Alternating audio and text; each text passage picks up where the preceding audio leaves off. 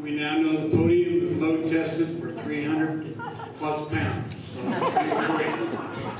My name is Parsons. I'm running for City Council Ward 2. A little background on myself. I was born in Stillwater, Nevada. I don't know if anybody knows where that out is, but it's a little town on the other side of Fallon. I was raised in Fernley. I went through school here from 1st to 12th grade. I graduated from high school. Went to work at Eagle Picture down the canyon here. Didn't like that. I became an apprentice carpenter. I went to Elko County to work on a Wild Horse Reservoir Dam.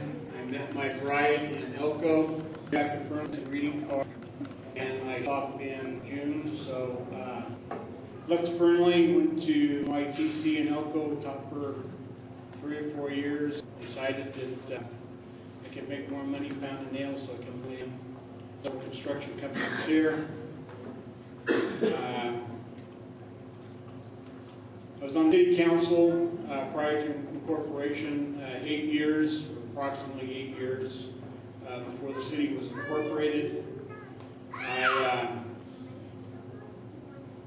I understand government. I understand how to get things done. Mr. Huckabee, I'll answer your question.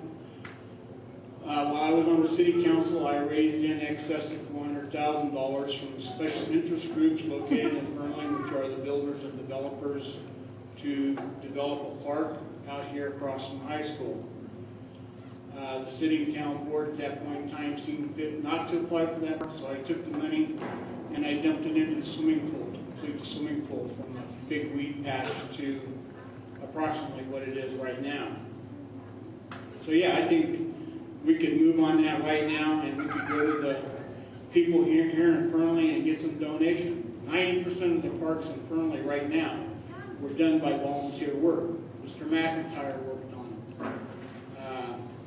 The older residents of the community go out and they volunteer. When we had the flood here, you had all sorts of people volunteering for it. PTA program is a volunteer program. Let's utilize the volunteers in the community instead of going to the taxpayers every time we turn around and we need something done. We can do it ourselves. The water treatment plant. The city council had an opportunity to address that in a different way they did. We could have approximately the same thing for $19 million. We could have done what Fallon did. They spent $1 million of their money and $18 million in grant money from the federal government. Mesquite, Nevada did the same thing. They did $9 million grants, $7 million for their own money. Why are we spending in excess of $90 million for a water treatment plant that is really going to,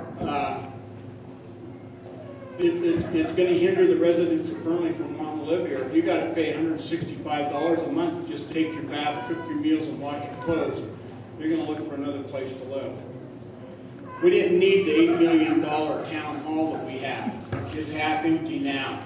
This winter, when power bills and gas bills go up, who's going to be paying for those extra spaces? They didn't allow for closing those rooms and not heating or cooling them in the winter or summer. You have to do the whole building the way the system is designed. We need to have responsible government. We need to have city councilmen who will stand up and ask the hard questions. There's been approximately $1 million worth of overruns in the last 4 or 5 months since they started the arsenic treatment plant and their change orders. Well, I've built for some big companies and I've built some big jobs, and you just don't put change orders in and get them approved. They need to be addressed. They need to see who's responsible for them, who left them out. We paid $5 million for an architectural firm to develop the plan for the arsenic treatment plant by itself. They're the ones who left the items out of the, They're the ones that left the items out of the budget. We give them $5 million, we paid them for their expertise. They should pick up that money. Not the city of Fernley and the citizens of Fernley. There has to be be some accountability at town hall, and it starts right at the top. If Mr. Baycock was the one who let the ball drop, it's Mr. Baycock's problem. If it goes to the head of the department, it's their problem. But we need to address those issues. Thank you. Question? Now that the mistake has already been made about not getting grants for the water treatment facility, how are they be divided and our water bills not being up? I know, Congressman thinks back east, maybe we need to go to them and say, hey, how about a little bit of money for Fernley, guys? Let's talk to Mr. Reed. Yeah. Item. They need to come up with some money. There should not be no federally mandated items with no funding to do it, whether it's a water treatment, child left behind. They need to pay for it. They need to keep some of that money here in the United States, helping the citizens of the United States, which filters down to the communities. Mr. Parsons, that's all we have today.